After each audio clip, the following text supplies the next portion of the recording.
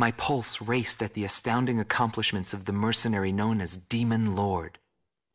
I forgot about my job and read everything I had on hand.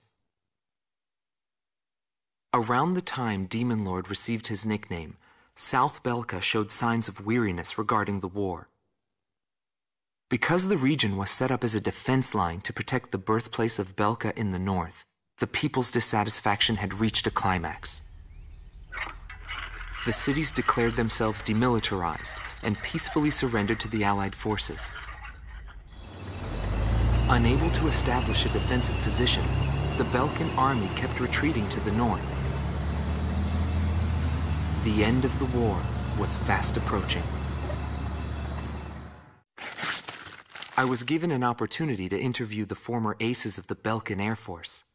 Back then, they were the masters of the sky, and they had also known him. So I crossed the border to follow his trail. I wanted to capture the war and the Demon Lord from their point of view, to capture the voices of those who were there.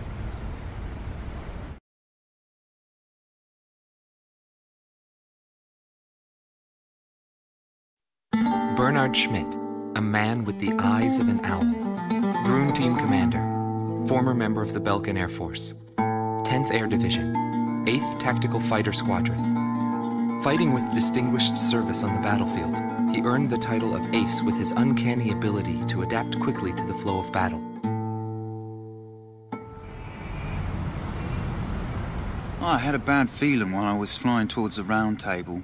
Why were they having problems down in 2 mercenaries? I figured it was just temporary chaos and it'd be over by the time I got there. Pilots of the Belkan Air Force are true professionals, but when I saw the situation, I couldn't believe my eyes. I thought maybe my IFF was malfunctioning. There were still 2 enemies on the radar. Everyone else in my squadron had the same reaction. This is really happening. Every now and then, guys like that appear on a battlefield. Someone special, you know? I squinted my eyes and confirmed the situation. Checked the terrain, air currents, his plane, his maneuvers, and his remaining ammo. I figured I could do it. I knew what I was getting into, but he still outmaneuvered me beyond my expectation.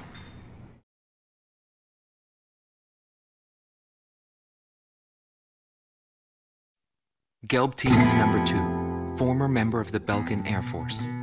5th Air Division, 23rd Tactical Fighter Squadron. Rainer Altman. He flew the skies of Directus during the capital's liberation, and he's still there to this day. I met him above this very sky. I can still hear the sound of the missile alerts from that day.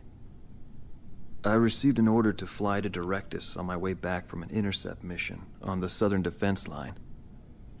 The order itself wasn't unusual. We kept being deployed from one mission to the next without receiving even the basic maintenance. But the situation was the same all around. We were late reaching the operational space. The station squadrons had already retreated, and warning bells were going off in the city. And the people were looking up to his plane, high above the sky. It felt like he could see right through me. He was always one step ahead of me. He matched every combat maneuver I made until I used up every trick in the book.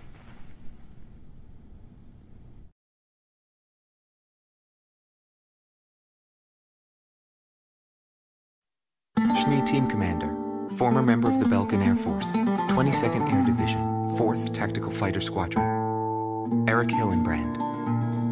He never had great ambitions. All he ever hoped for was to make a living as a regular pilot. Today he works as a flight instructor for civilian pilots. The instant he shot me, I pulled the lever.